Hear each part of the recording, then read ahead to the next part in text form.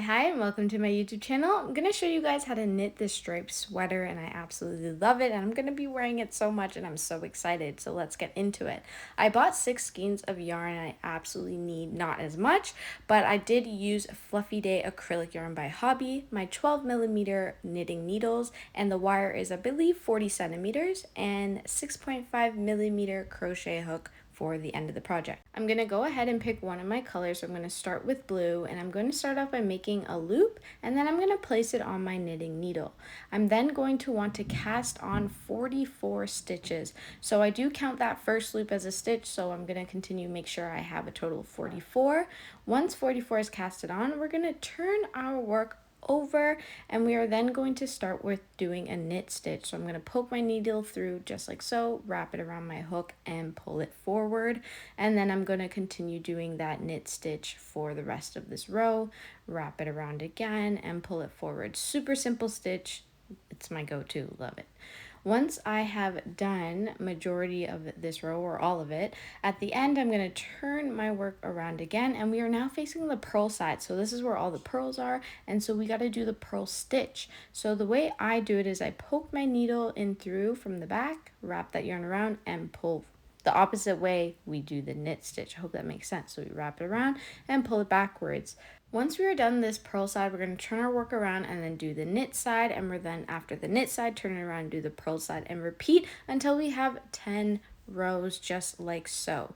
Once we are at our 10 row mark, we're actually going to be on the purl side now, and we're going to be adding in our second color, but we have to add in our second color by making a purl stitch. So just like so, I'm going to wrap that new color around and pull backwards, and that's what we're going to do for the rest of this row. And you're going to keep making your way up because now you know how to switch colors, and you also know that you have to be doing 10 rows before you switch a color. So I'm just going to continue switching colors after 10 rows.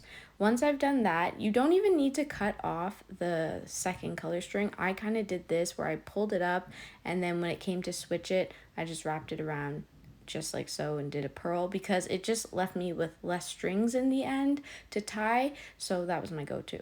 Once I've done that, I'm just going to work on the last color switch that I have, so I just have to do 10 more rows of blue. Once I'm done all of my blue stitches, I'm going to show you guys how to cast off. So what you're going to do is you're going to poke your needle like you're doing a regular knit stitch, and then you're going to go in and do a second knit stitch, but then you're going to carry the first knit stitch over the second just like so, and that's us casting off because obviously we don't want to work anymore on this panel. So cast off, and once you're done casting off, you can snip that yarn off. You don't need it anymore, and then you will have your first panel done. You want to do the exact same thing and make a second panel, and once you're done your second panel, we're actually going to attach both the panels together. You want to make sure that you're facing the purl side on both ends so that it's like we're weaving everything together from the inside. I'm going to poke my crochet hook through the top corner of my 2 panels so that we can work on the neck area.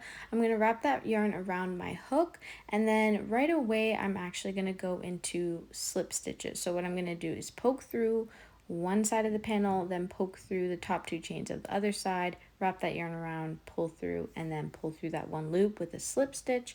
So basically it's super easy to do this on the top of your top because there's already like chains there to kind of like weave your crochet hook through. You don't have to kind of create some like we will have to when we attach the sides of our top, but this is super easy and fun. You want to make sure that you're leaving about like a 9 to 8 inch opening for your neck area. That's what I left, and that felt comfortable for me. Once I'm done, I'm going to snip that yarn off, and you will have a lovely neck area opened. And now it's time to work on this side of our top. So you want to leave about a 10-inch arm opening. You can measure this from your shoulder to your underarm to see how tall you need that area to be, but mine will be 10 inches, so just half of the blue color.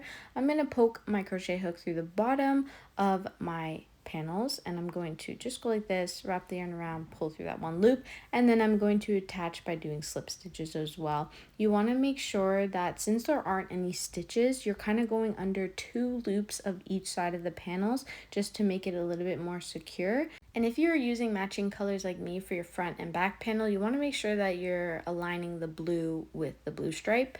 Once that is all said and done, you can see it turned out really nice and I absolutely love it. So now I'm going to show you guys how to cast on for the sleeve area. So with my circular needle, I'm going to poke through the bottom of the sleeve area so that we can't see when we're making our color switches. I'm going to place that yarn on my hook and I'm going to cast on 44 stitches. So just like so, I'm going to weave around the area of my sleeve just like so. Sometimes you have to like jump over stitches because like you don't want this to be too like wiggly, this area, so you want it to look seamless. And so once I've cast on that, I'm going to show the people who are using longer knitting needles what they have to do. So you're going to poke your wire out of your work and then you're going to take the needle, which is usually your right hand needle, out of the yarn, and this is going to give you some more flexibility to work in the round. If you're using like a knitting needle with a longer wire, that's what you'll do. But if you're using a similar knitting needle like me, we'll just work in the round just like so. It usually should fit seamlessly in our stitches. Once I've done my 10 rows of my blue, I'm going to show you guys how to add your second color. You want to make sure that you're always starting or switching this color at the underarm area so that we can't see this switch. And just like so, I'll just start using my purple color and then I will work 10 rows of my purple. Keep making the switches of your sleeve. I've so far made 1, 2, 3, 4, 5, 6 switches and this worked super nice. It's just a bit over my wrist area. And after that, I will cast off. So just like we did before, you got to knit 2 stitches, then carry the first stitch over the second. And then for the rest of the row, you just knit 1 and then carry over the last stitch. So once I have casted off my sleeve, the only thing I'll need to do before I cut off the yarn, I actually kind of attached the end of my work to the beginning. You don't have to do this, or you can do this with your crochet hook if it's easier. I just kind of go like that just to secure it a bit better. And then I will snip off the yarn and then tie in your loose strings. Do the exact same thing for the other sleeve, and once that sleeve is done, you've tied in your loose strings, you're all good to go. And I absolutely am so happy with this project. Super simple, super easy, and I hope that you guys enjoyed this. I'm glad I'm back on YouTube to give you guys some tutorials, and I'll catch you guys back later. Bye!